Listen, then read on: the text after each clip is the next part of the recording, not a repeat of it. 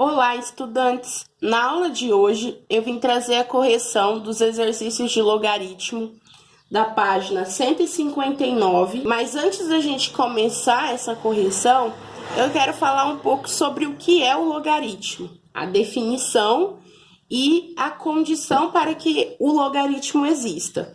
Então, logaritmo, a definição diz o seguinte: dados os números reais positivos a e b, com a diferente de 1, chamamos logaritmo de b na base a, o expoente a qual deve elevar a base a para que o resultado seja b. Então, a gente pode representar o logaritmo da seguinte forma: log, né, que é logaritmo, de b na base a, que é igual a x. Ou seja, a elevado a x igual a b. O x é o logaritmo, certo? E quem é ele? O expoente a qual deve elevar a base a para que o resultado seja b. Então, a gente pega o a, eleva ao x e iguala a b. E sobre as condições de existência do logaritmo, são duas. Bom, a primeira é que esse b, que é o logaritmando, ele tem que ser maior que zero, ou seja, ele tem que ser um número positivo. E também ele não vai ser zero, tá? Tem que ser maior que zero. Esse a, ele tem que ser maior que zero e diferente de 1. Então, ele não pode ser zero nem 1, e tem que ser um número positivo, maior que zero. Certo? Então, esses são os requisitos que a gente precisa para ter um logaritmo. Vamos à correção dos exercícios, né? Na verdade, é um exercício com 6 alternativas. A letra A diz aí, log de x na base 3 igual a 4. Então, eu vou fazer aquele processo que a gente viu da definição. Vou pegar a minha base, que está sendo representado pelo 3, vou elevar o expoente, que é o 4, e vou igualar a x, que é o logaritmando. Então, eu tenho 3 elevado a 4 é igual a x. Bom, agora que eu coloquei na definição, eu posso resolver. 3 elevado a 4 é quanto? É a mesma coisa que 3 vezes 3 vezes 3 vezes 3. Então, aqui o resultado vai sair de cara, certo? 3 ao quarta vai ser 3 vezes 3 vezes 3 vezes 3. Então, 3 vezes 3, 9. 9 vezes 3, 27. 27 vezes 3, 81. Então, x é igual a 81. Muito prático, né? Vamos para a letra B. Log de 25 na base x igual a 2. Então, eu vou fazer x elevado a 2 igual a 25.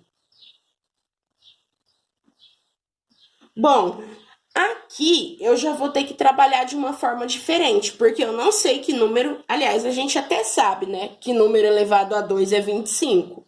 Isso a gente consegue ver de cara. Só que vamos supor que a gente não saiba que 5 ao quadrado é 25.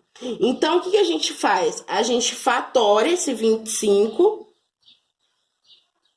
certo? 25 só vai dar por 5, que dá 5, por 5, que dá 1. Então, é 5 ao quadrado. Então, x ao quadrado, eu vou substituir o 25 por 5 ao quadrado. Por quê? Porque quando eu substituo, percebam que eu tenho o mesmo expoente. Se eu tenho o mesmo expoente, eu posso cancelar e dizer que x é igual a 5. Então, no logaritmo, quando a gente aplica a definição do logaritmo, a gente entra na equação exponencial. Então, isso daqui a gente está resolvendo uma equação exponencial. Agora, vamos para a letra C. Log de 27 na base 3 igual a x. Então, eu vou fazer 3 elevado a x igual a 27. Bom, aqui eu tenho 3 elevado a x, que é igual a 27. Então, 3 elevado a quanto dá 27? Bom, eu sei, mas se eu não soubesse, qual seria o processo? Eu iria vir aqui e fatorar o meu 27. 27 a gente não consegue fatorar por 2, então a gente vai direto para 3. 27 na tabuada do 3 dá 9. Continua por 3, que dá 3, por 3, que dá 1. Então, isso é 3 elevado a 3. Então, eu vou substituir o 27 por 3 ao cubo. Percebam que eu fatorei o 27 exatamente no mesmo número que é a base do outro lado, que é o 3. Então, porque quando a gente faz isso, olha aqui, a gente tem bases iguais. Aqui a gente não tinha expoentes iguais? Aqui a gente já tem base, então a gente pode cancelar essas bases e descer o expoente. Então, aqui já desce de cara, x igual a 3. Então, vocês viram? Sempre a gente tem que estar trabalhando com essas fatorações, fazendo essas substituições, para que a gente consiga encontrar esse valor de x. Vamos para a letra B. 1/8 elevado a x, coloque em parênteses, tá, pessoal, quando for fração. Então, 1/8 elevado a x é igual a 4, certo? Bom, aqui eu tenho um 4 desse lado e um 8. Vocês concordam que ambos são fatoráveis por 2? E aqui eu pensando, de cara, assim, o que eu poderia pensar? Bom, vou colocar eles na base 2. Por quê? Porque fica mais fácil. O 4, a gente sabe que é 2 ao quadrado, certo? 2 vezes 2. Só que esse 1/8, a gente vai ter que inverter ele, tá, pessoal?